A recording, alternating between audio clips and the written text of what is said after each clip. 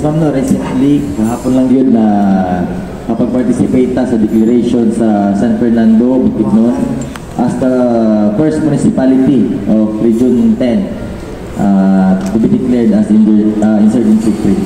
So, hopefully, sunod-sunod, ma'am, kaya napatay mga siyam ka municipalities from Southern Bukidnon sulod sa Joint Operational Area sa 10th Infantry Division. O, aside ani ma'am sa ato ang nakapot karon ng insurgency free, we gladly report sa 10th Infantry Division ang atong accomplishment in terms of mga surrenderies. So, since 13 May to date, natay 11 ka regular members sa Southern Mindanao Regional Committee nga nag-surrender sa headquarters sa 25th Infantry Battalion sa Moncayo, Davao de Oro. Natay duha ka regular member gihapon sa Far South Mindanao region na nag-surrender sa Malapatan, and 6 milisyang bayan from diri sa Davao Occidental, and duha po siya diri sa Asuncion, Davao del Norte, and duha ka regular member sa Southern Regional Mindanao Committee gihapon, ug isa ka milisyang bayan diri sa Valencia City. So aside ani ma'am, natay na-capture and na-surrender sa tuwa nga upat ka high-powered firearms, kauban diri ang M79 grenade launcher, natay M16A1 o kining Novisky rifle o ganang ato kaning isa ka garan, and upat pod ka mga short firearms, no, basically Magnum 357 caliber .38 o caliber .45 na. Ug sa karon nagpadayon ng Infantry Division sa ato ang paganda og peace law enforcement development support operation sa area.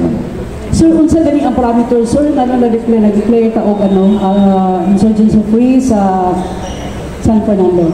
Yes ma'am, firstly ma'am, kung nakahinumdum ta sa ato ang mga gineskutan sa unang atong gitawag nga community support program teams nga deployment. So sa gamay nga pag-explain ani ma'am, kini sila to ato ang mga sundalo nga mag-immerse sa barangay, particular dito sa ato ang mga CPG affected barangays nga atong gi-categorize as konsolidado o kinokonsolida nga mga barangays, aside pa sa mga expansion of recovery area sa communist terrorist groups.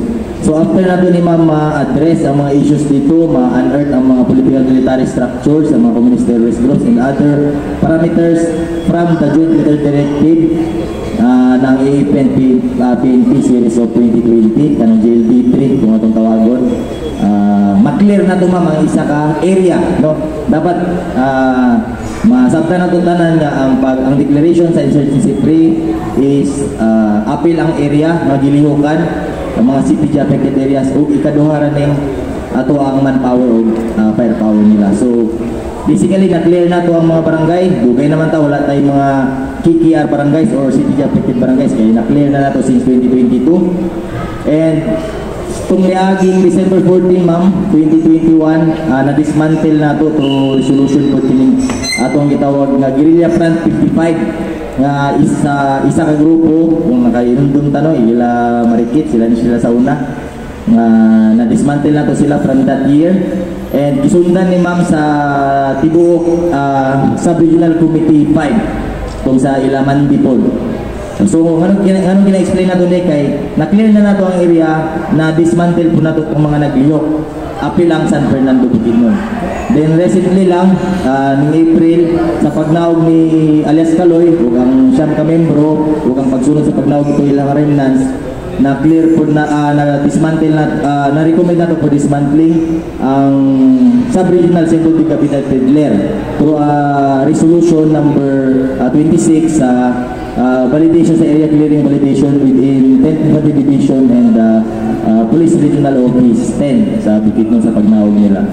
So cleared ang area, na-dismantle na to ang mga armed threat group sa area. That's the time na nag-declare ang mga to ang LGU sa San Fernando as insurgency free municipality ng San Fernando.